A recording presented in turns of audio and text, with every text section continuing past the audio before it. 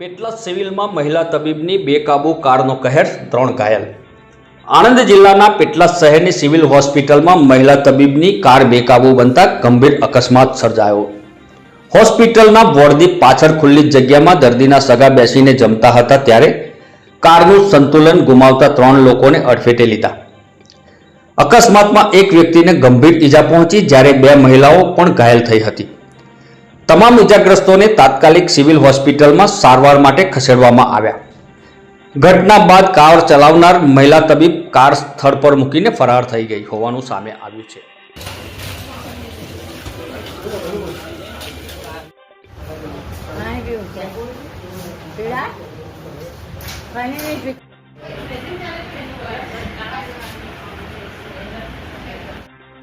ખર્ચો જોતો તો શાંતિ રાખીને ઊભો થઈ રહ્યો।